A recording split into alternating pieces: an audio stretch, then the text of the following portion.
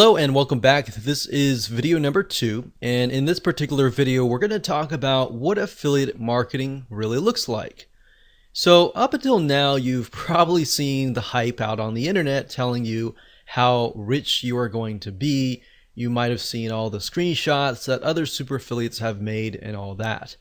But the key here is not to put those expectations as reality before it actually happens, right? Or else you won't really go anywhere. It's kind of like going to a movie and expecting it's going to be the greatest movie ever, and then when you watch it, you realize that it's really hyped up, the trailer was hyped up and all that, and then you become discouraged, right? So what ends up happening is you become discouraged, and that seeps into your mindset, and that actually, unfortunately, sets you up for failure. And I don't want that. I want you to be starting with reality first. And that's the reason why a lot of affiliates, when they go into affiliate marketing, they don't do real well. It's because they have that mindset. And like I said in the previous video, sometimes you'll test 5 or even 10 products and you might make a couple $100 here and there, but it's not really what you expected it to be, right? So that's why it's better to go into this expecting nothing. I mean, expect that you will react, how it goes, what happens, and you'll just move forward, right? So I will say that while some of the hype is true, some of it's not, affiliate marketing is just like any other business. And you might be thinking, yeah, I know. But I really want to harp on this because most people don't realize that it actually affects their mindset. Not now as you're beginning to start, but 75% through when the going gets rough and things get tough. So the point I'm trying to make here is that businesses take time to build. So don't worry if you're learning things and you're not getting it right the first time. Affiliate marketing, obviously, compared to creating your own product as a vendor, there's a faster rate of you actually making a profit than starting your own product. Product creation takes time. Not only that, you have to do customer support. You have to do a lot more than affiliate marketing. With that said, affiliate marketing is a little bit riskier in that sense, primarily because at the end of the day, you do not own the product. Now, how is that risky? Well, in other words, what happens is the vendor could take down the product. And then if you've invested all this time and money into promoting their product and you haven't found other products that are similar, then that campaign is done. So that's why it's a little bit more riskier, because you are in certain respects relying on the vendor. So in other words, you need to find good vendors that will actually be there, vendors that are long-term, vendors that do not really have a short-term mindset. And in addition to that, you need to find good products as well, right? You need to make sure that the people selling these products are ethical as well. Are they going to be in business for a long, long time?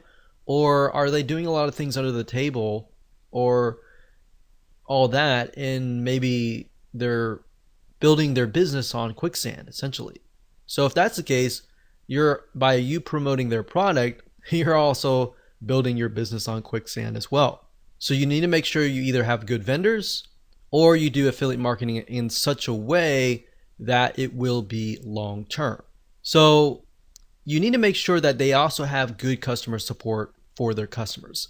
One thing that we found over the years is that some vendors, they have a really good product, but they don't have good customer service.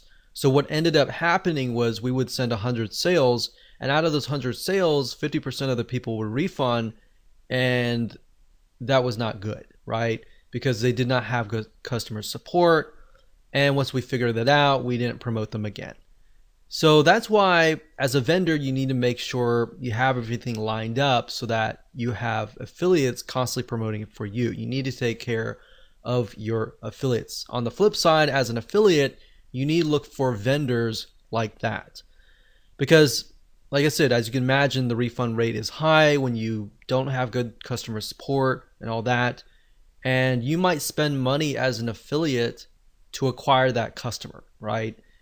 And if they refund and they have a higher refund rate, you have lost a good amount of money or a good amount of time.